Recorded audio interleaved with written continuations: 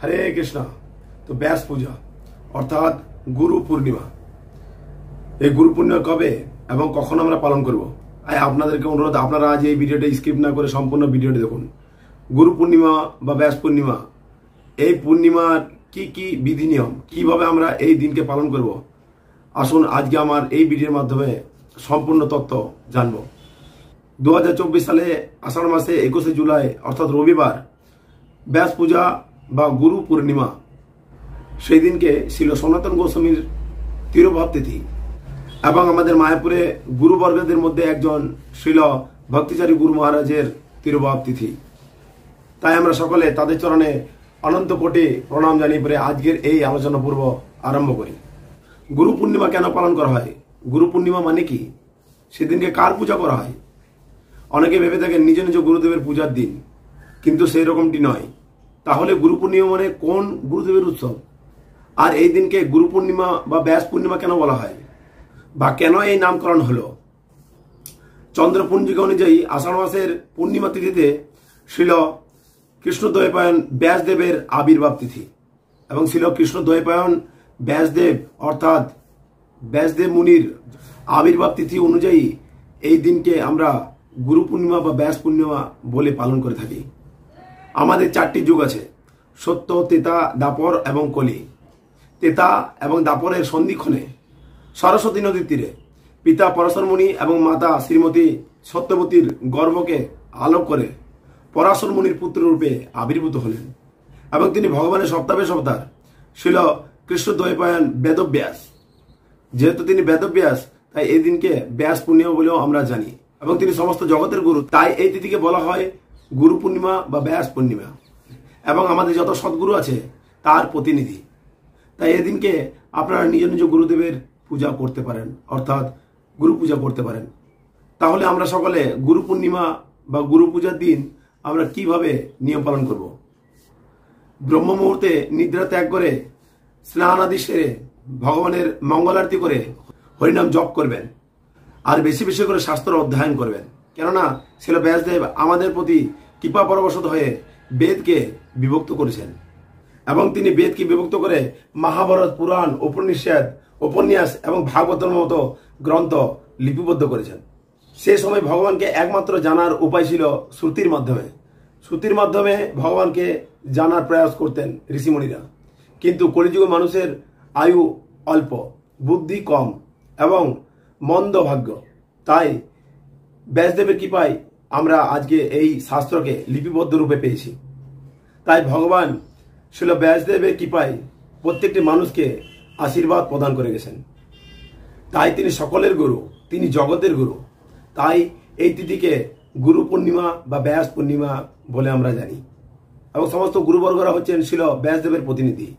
এই কারণে সেই দিনকে বেশি বেশি গীতা, ভাগবতম পাঠ করবেন। এই দিনকে যারা মাছ, মাংস, রসুন, পেঁয়াজ আদি গ্রহণ করেন সেই দিনকে সম্পূর্ণভাবে বর্জনীয়। সেই দিন কৃষ্ণপ্রসাদ খেয়ে সারা দিনটা ব্যতীত করবেন, কারণ সেই দিন থেকে চাতুর্মাস ব্রত আরম্ভ হচ্ছে। আমার এই চ্যানেলে চাতুর্মাস সম্বন্ধে সুন্দর একটা ভিডিও আপলোড করা আছে।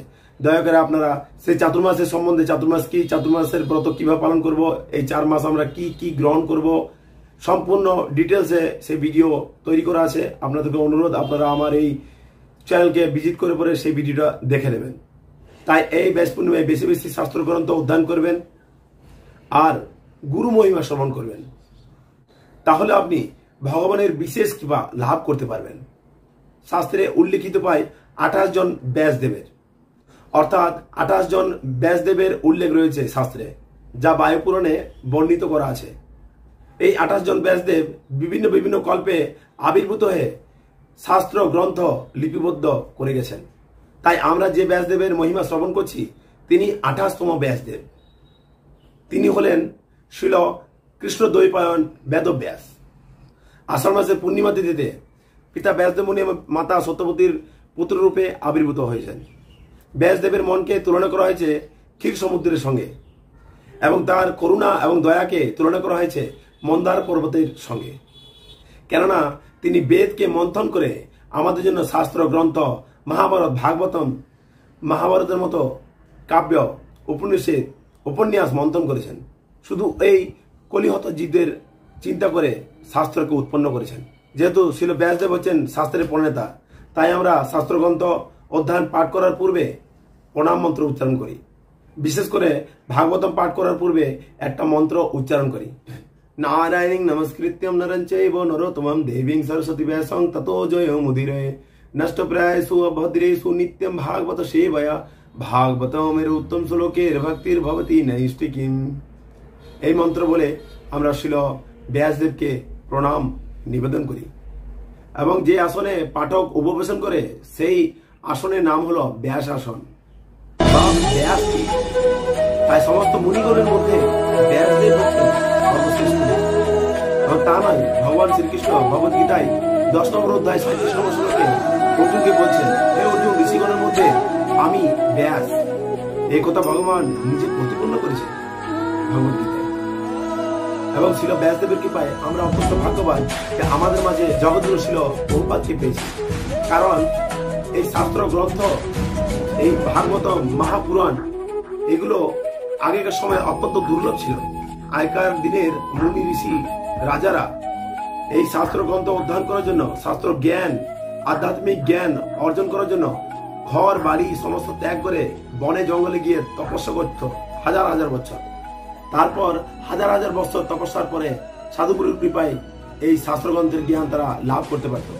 কিন্তু শিল প্রভুপাদের কৃপায় আজকে প্রত্যেকটা বাড়িতে বাড়িতে শ্রীমদ্ ভাগবতম, ভগবদ গীতার মতো গ্রন্থ, অমূল্য গ্রন্থ প্রত্যেকটা বাড়িতে রয়েছে। শিল প্রভুপাদ জগৎগুরু। শিল প্রভুপাদের সেদিনকে ব্যাস পূজা, ব্যাস আসনে উপনীত করে তার পূজা করুন প্রত্যেকটা বাড়িতে বাড়িতে।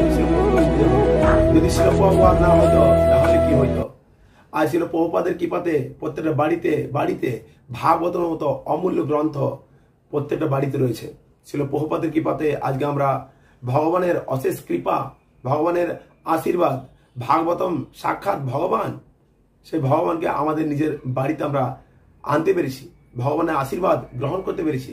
তাই জগৎগুরু শিল প্রভুপাদের কৃপায় আজকে আমরা এই শাস্ত্র, অমূল্য শাস্ত্র আমরা লাভ করতে পেরেছি। তাই আগামী 21শে জুলাই অর্থাৎ রবিবার ব্যাসদেব অর্থাৎ ব্যাস পূজা, গুরু পূর্ণিমা। সেই গুরু পূর্ণিমা আপনারা সকালে নিজের নিজের বাড়িতে উদযাপন করুন। আর যদি কারো সময় থাকে তাহলে নিকটবর্তী ইস্কন মন্দিরে চলে আসুন, সেখানে ব্যাস পূজা উৎসব উদযাপিত হবে, সেখানে অংশগ্রহণ করুন, একই ফল। হরে কৃষ্ণ। তাই আমার অনুরোধ, আপনারা সকলকে এই ব্যাস পূজার মেসেজ শেয়ার করে দিন, যাতে তারা এই শিল ব্যাসদেবের অশেষ কৃপার কথা শ্রবণ করে তারা এই ব্যাস পূজা কিভাবে পালন করবে, কিবা তার নিয়ম, কিভাবে সেদিনকে সারা দিনটা কাটাবে, তার পন্থা যেন জানতে পারে।